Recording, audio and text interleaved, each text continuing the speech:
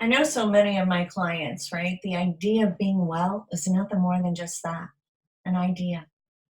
An idea that could possibly be true for other people, but not for us, right? We have PTSD, and really bad things have happened to us, right? Those people don't have to live with what we've been through, right? I can't just forget it and move on. Those people don't know what it's like to live each day trying to just function. And at the end of the day, am I just crazy? Right? I hear this every day. Being well is a foreign thought for us. Our world is shifting and changing before us as if we were walking into a new play, but hadn't yet gotten the revised script, right? So we feel awkward and out of place. So we've become satisfied with okay, right? We have no descriptors around our life. We're just okay. We're just okay with the idea of functioning, right? But what if wholeness was a real, literal, tangible state of being, right? When I was studying with Deepak Chopra, the more I knew, it was as if the more frustrated I became. I understood the concepts of emotional freedom. I understood the effects of the body and the correlation, right, between the mind, right? I meditated every day. I read books and I worked with affirmations. I studied all sorts of different modalities of energy medicines, intuitive classes, right? I could teach the ideals and the concepts, yet I was still getting triggered. Emotional spills were still happening. And with each one, I felt more shame because I knew better, right? When I was conscious and I was present, I knew better. But nothing I knew from this new world was affecting those moments when I would get sucked back, right, into the reactions that were impressed from yesterday. It was as if 40 years ago was today in just the blink of an eye. And Deepak asked me one time, how old were you the last time you were actually hurt? Right? I was 17. This was 30 years later, and those moments were just as intense as if, right, they were at the time when I was injured. Why? Right? That why became the driving force in my life. Why? And where I ended up is true wholeness requires action. Action got us tangled up here, and only action is going to get us out, right? Not an idea. So, in a nutshell, right, if we look through the lens of the body-mind energetic system, right, we can gain an understanding of the astral body. Now, the astral body is the energetic body that encases our soul. Our astral body has the same qualities and characteristics as our most current physical body, right? So it's us energetically.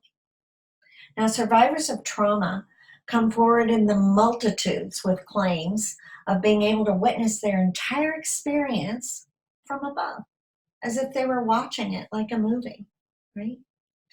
I'm not in my body is one of the biggest common denominators among my clients. I'm not in my body. I need to learn how to be in my body, right? They're numb. They can't feel their feet, their legs.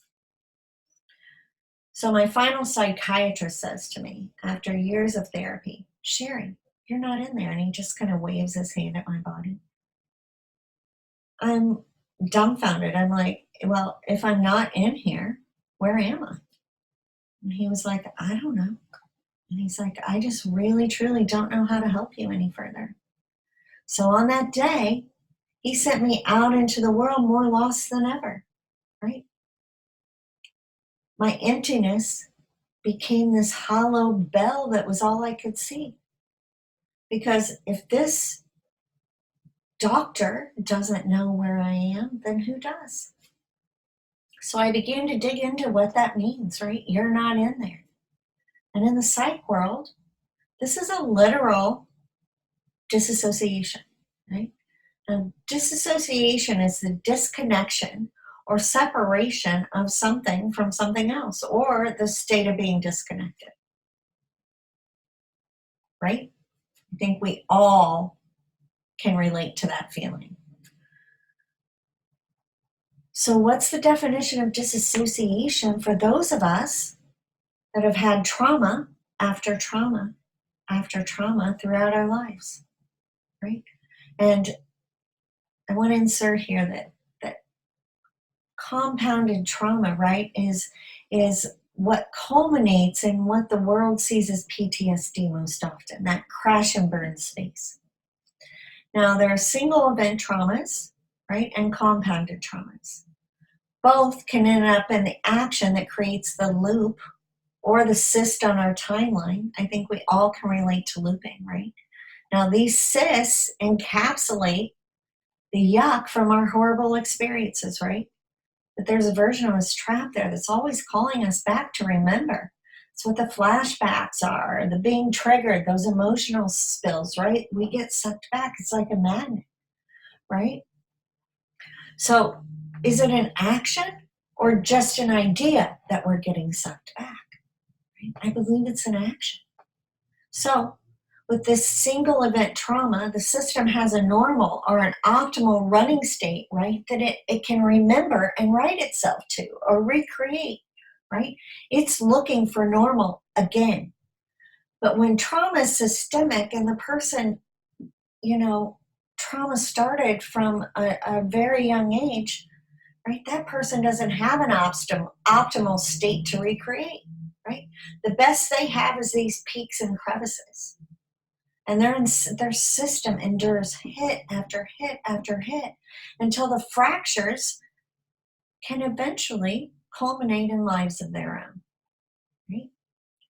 So we experience the flashbacks, the night terrors. We're triggered and we exhibit emotion that's outside of what's pertinent to that moment, right? That's being triggered, right? So let's think about a car that hits a tree. It may survive one or two hits and possibly be nursed back to a very similar state as before the tree. And then we take that same car and we run it into that same tree 50 times over and over and over again. Is it possible to bring this car back to its original state? Right? It's going to take way more effort, few new parts, and the time and focus to put the pieces back together. And in the end, a different car than when you started, right? And that may not be a bad thing. And let me say, if I were in that car, I would figure out a way to get out one way or the other, right? So science claims our out-of-body experiences aren't real. They're like hallucinations or dreams or daydreams. But I want to ask, do we actually have the capabilities to project our astral body to another time or another place, right? Because I think the masses have a very different opinion, right? Because the commonality among experiences say something very different, right? We're watching ourselves have the experience. We can see the whole room. We can see ourselves in the room. We can hear the conversations playing out around us, right? We remember the beginning and maybe the end of the experience. Our memories are viewed like watching a movie versus out of one's eyes, right? So most often our view, again, is from above, kind of looking down, right? Some have experiences of going to another place, or they experience life slightly differently with gaps of memory or loss of time, right? When they return. So here's the thing. Disassociation has to happen.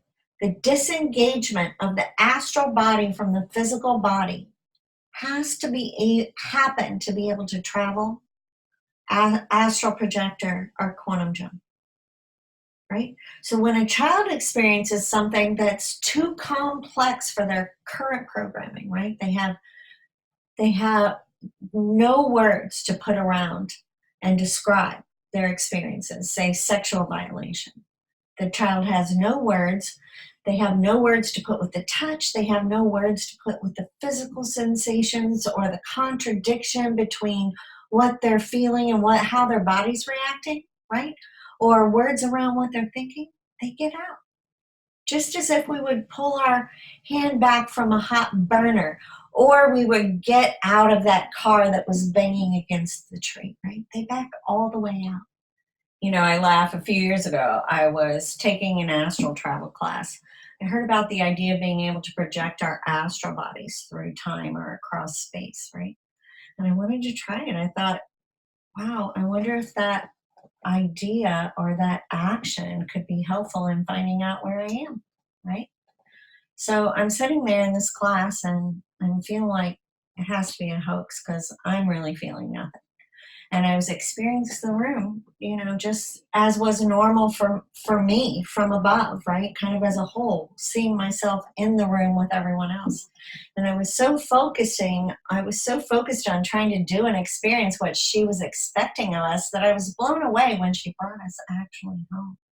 She realigned our astral bodies with our physical bodies.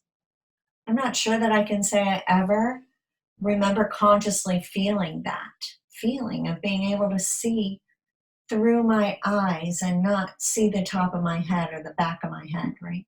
Now, on one hand, it felt kind of limiting to be unable to see the whole room at once and to see me, what I actually look like.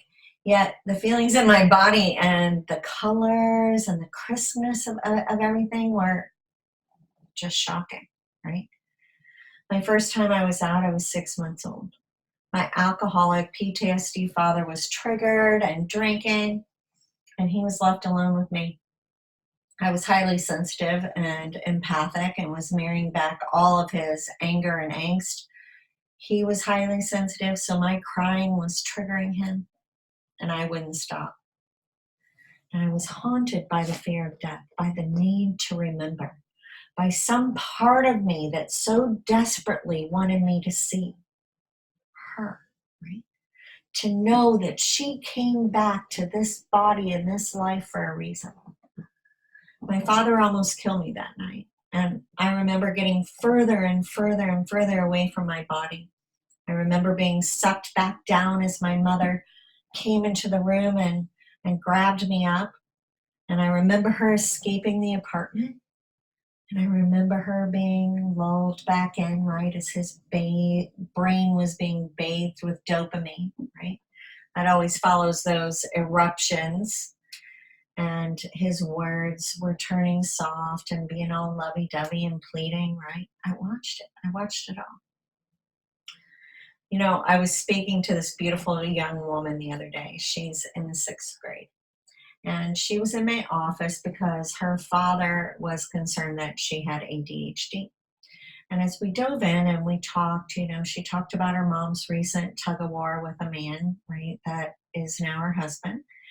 And he's a good man, she said, but he's loud and he's opinionated and he has a whole lot of words. So she was going into overwhelm pretty easily, right? Because this highly sensitive young woman is not eating, right? Her stomach hurts when she approaches the table to eat, right? So I asked her what this looked like at school, right? And, you know, she was able to eat at school. Yes. Was she able to eat at her dad's house? Yes. Right. So we kind of, as we were looking into that, you know, and into the idea of her ADHD, you know, she talked to me about, you know, creating music with her hands or a pencil on the desk, right? She talked to me about staring off into space or staring really deeply into something.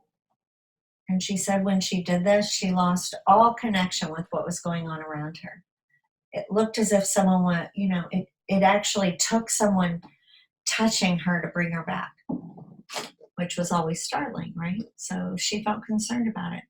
And I asked what she would be doing, you know, as she was staring, and she kind of looked at me up from under her beautiful eyelashes and said, you know, I'm flying. And I started laughing. I said, "That's awesome, right? I fly too." And I shared my school experiences of staring and disappearing from the dreariness of my life and the little classroom. I did it all the time in school, right? I did it often, but I really did it in school because I would get overwhelmed. We talked about how, what she was doing was really super cool. People studied it, and we discussed her ability to begin to choose, right? And the safety of needing to be at home in a safe space when she chose to leave her body, right? She's highly sensitive, highly intelligent, and we talked through some techniques such as the three finger technique for focus, right? And I love this. If we create a title for whatever lecture we're sitting in on or whatever book we're reading, right? Say Physics 101, put your forefinger, your middle finger, and your thumb together, right? And this becomes a trigger for focus and recording, right? And we talked through, her, she's so intelligent that she was dissecting, you know, these um, these questions to pieces. I'm like, the first thought that comes in your head, know that that's recorded, right? She's a creator of music. So, she's already recorded an album with her mom and sister, and she writes a lot of her own music. Super, super creative. So we created this strategy for making, you know, music in her shoes with her toes, right? The music in her shoes keeps her present in her body and anchored here today, right? The three fingers have her focused, right? And she's inducing that alpha brainwave state, which is optimal for learning, right? So she becomes empowered versus ill, right? The ability to disassociate is our first step to being able to jump or travel, right? Here's the catch. To jump or travel, the rule book recommends a keeper, someone to be an anchor throughout your experience, and but most importantly, to make sure you get back home, realigned with your physical body. So, could part of our problem today be that we just forgot how to come home?